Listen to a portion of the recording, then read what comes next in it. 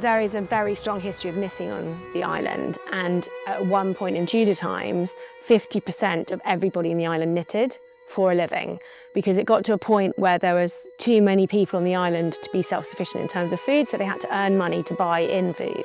So everybody started knitting, and we became very famous for very fine knitting. So it was like elegant menswear stockings at the time for royalty.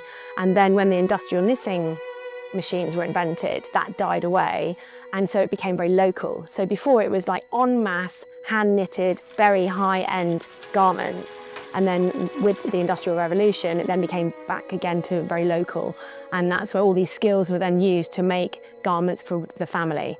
So it's a kind of a combination of Industrial Revolution, fishing community, very highly skilled knitters on the island, and then it kind of came out of a combination of all those, I would say.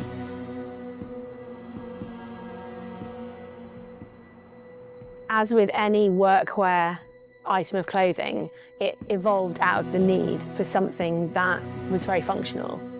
I think probably the wives of fishermen saw how their clothes were wearing in a certain way and thought, well, in order for them to have a garment that they use every day, they had to design something that worked the way that the fishermen worked. So I think it was probably just, it came out of the need for it.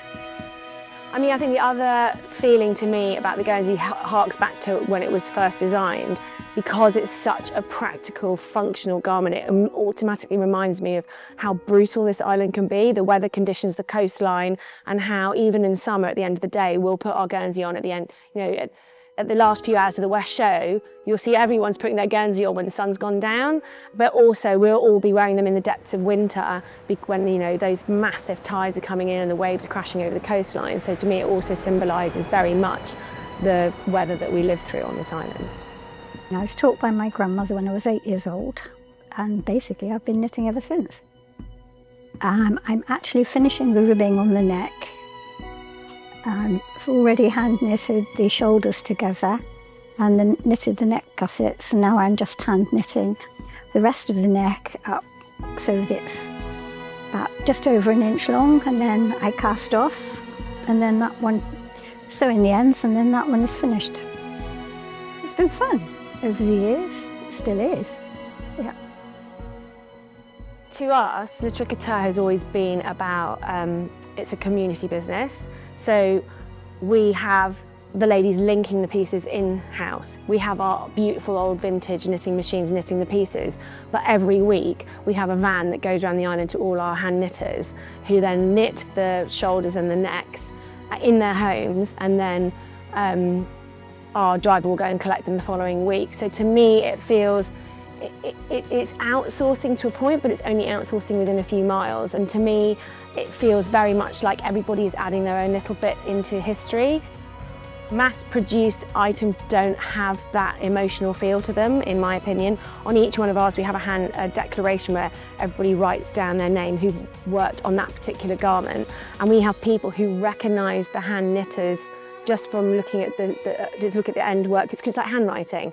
So we actually have customers who know that they specifically want their next Guernsey to have been knitted by Nancy de la Mare. I would say Guernsey is timeless, and I would say that it stood the test of time for two reasons. The material it's made from, wool, is absolutely fantastic. It adapts to the temperature of the air as well as your body. It will make you feel warmer. It won't necessarily cool you down, but it won't make you feel hot. It will just adjust. It doesn't need washing every week. In fact, I don't think I washed this Guernsey ever. I think I've had this Guernsey now for 4 years. It's not been washed once. It has a self-cleaning property. It's a very simple design. You can wear it forwards, you can wear it back. We actually encourage customers to alternate the way they wear their Guernsey because it prolongs the wear. Because ours have got the hand knitting in, if in 40 years' time, and we do get people bringing in their father's Guernsey that they've inherited, because he's been pulling it on and off again with his neck, the neck might have popped, so we'll just take that neck down and re-knit it. So it's incredibly sustainable. And I think you can have a Guernsey for smart, and you can have a Guernsey for every day. So I have a preference over which Guernseys I'll wear daily, or ones I might wear, you know, for brunch in the pub or something like that. So we do know people have ones for best and ones for, like, going down to the Imperial on a Friday night. I think it's a mobile design. It doesn't try to be fancy. It does exactly what it was designed to do, and that's what makes people just turn to them winter after winter. We haven't always been based on the West Coast, but obviously it's an absolute stunning part of the island. The building we're actually in was an old fish factory, so that kind of neatly dovetails into the fact that this is the indigenous fisherman's jumper of the island. We have actually managed to find some younger knitters. A lot of people took up knitting in COVID because it was really good for your mindset, so we are actually recruiting some younger knitters now. We're always looking for knitters on the island. So to us, if we outsource to the other side of the world, it doesn't have that feeling of community. We are a really community-led business. By keeping it local, we can accommodate our workforce, we can include all these local skills and promote these local skills and try and keep that industry going. But so it's not just about carbon footprint, it's about making woolen Guernseys in Guernsey, which we've been doing for hundreds of years. I'm just trying to keep that historical timeline going.